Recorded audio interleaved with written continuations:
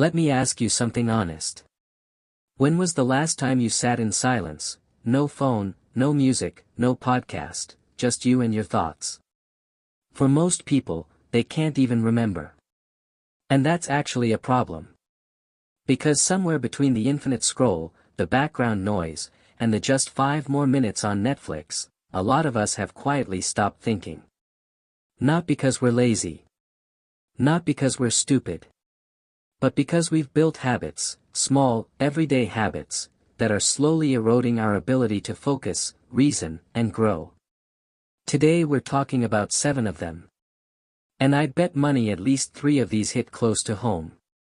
This isn't about shaming anyone. It's not a lecture. These habits are everywhere, built into apps, routines, and systems designed to keep you comfortable and distracted. But once you see them clearly, you can't unsee them. And that's where the real shift begins. Let's get into it. Number 1. Consuming content instead of creating anything. The average American spends over 7 hours a day looking at screens. 7 hours. And the overwhelming majority of that time is passive consumption, watching, scrolling, reacting. Almost none of it is creating, building, or producing anything. And here's why that matters. Your brain is like a muscle. When you only receive information without ever doing anything with it, the creative, problem-solving part of your brain starts to weaken. You become a spectator in your own life. Think about the last time you felt genuinely proud of yourself. I'd bet it wasn't because you watched a great series. It was because you made something, you solved a problem, learned a skill, built something with your hands or your mind. The fix isn't to stop consuming. It's to create something, anything, every single day. Write a paragraph. Cook a new meal. Sketch something. Record a voice note. 5 minutes of creation beats 5 hours of consumption every time. Number 2. Outsourcing your thinking to your phone. Quick question. What's your best friend's phone number? Your mom's. Most people don't know a single number by heart anymore. And that seems small, but it's a symptom of something bigger. We've stopped thinking because we always have a device that thinks for us. Can't remember something? Google it instantly. Can't figure out directions? GPS don't want to decide where to eat? Let the app sort it out. Every time you outsource a mental task to your phone, you're skipping a mental rep, and over time, those skipped reps add up. This doesn't mean technology is evil. It means we need to choose when to use it and when to let our brain do its own work. Next time you can't remember something, sit with it for 60 seconds before reaching for your phone. Your brain will surprise you. Number 3. Mistaking busyness for productivity. This one stings a little.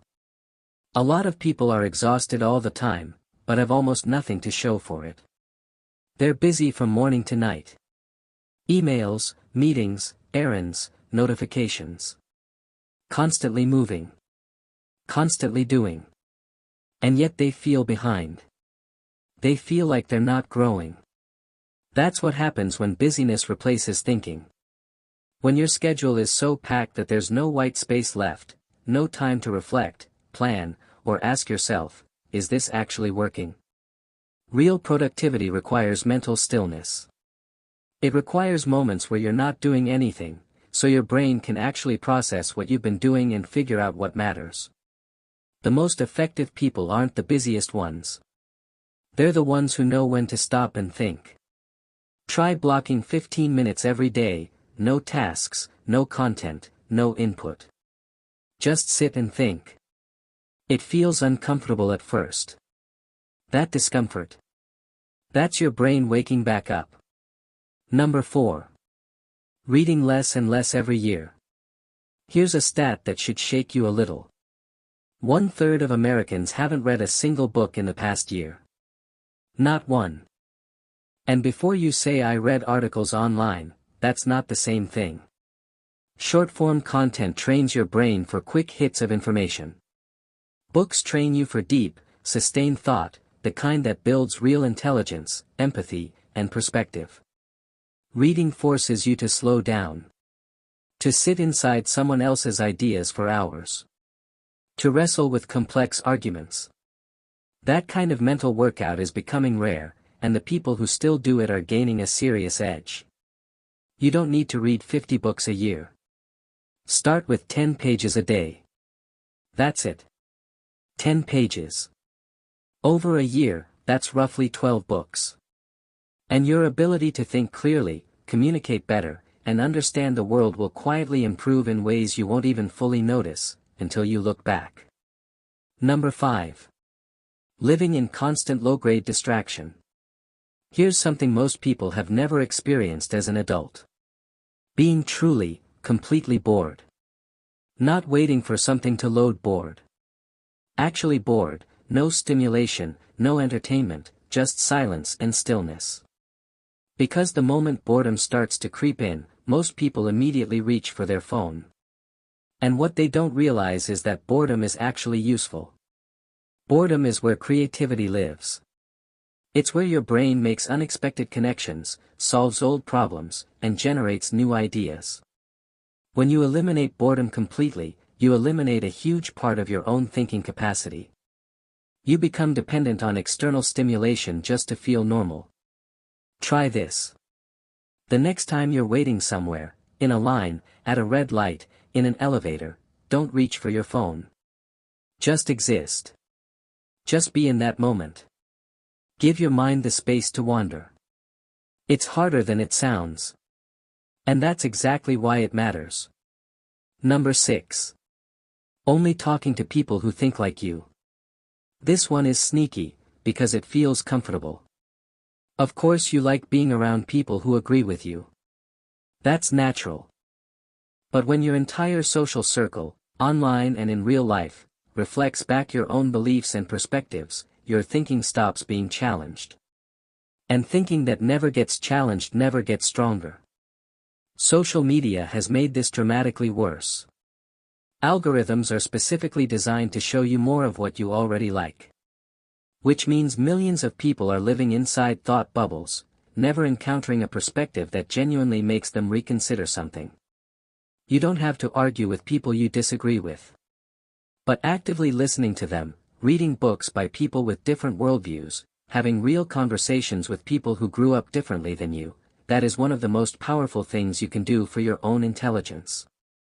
Smart people aren't the ones who have all the answers. They're the ones who keep asking better questions. Number 7. Treating sleep like it's optional.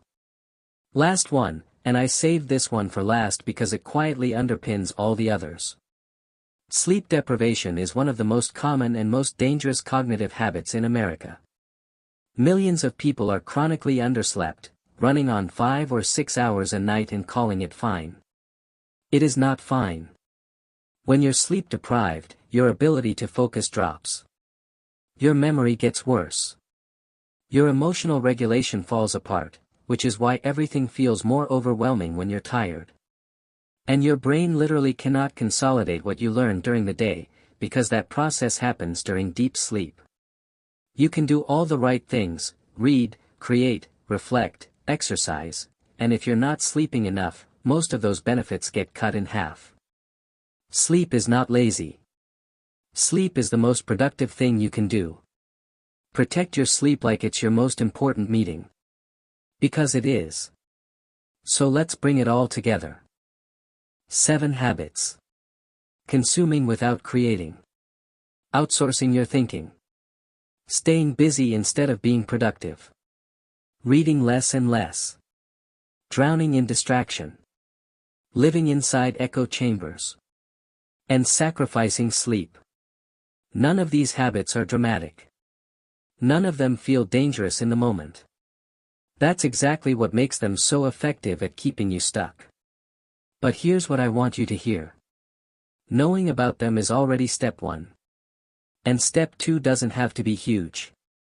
Pick one thing from this video. Just one. Maybe it's 10 pages of a book tonight. Maybe it's leaving your phone in your pocket next time you're waiting in line. Maybe it's going to bed 30 minutes earlier. Small shifts done consistently change everything. That's not motivation fluff, that's just how humans work. If this video made you think even a little differently, share it with someone who needs to hear it. And drop a comment. I want to know which habit hit closest to home for you. I'll see you in the next one.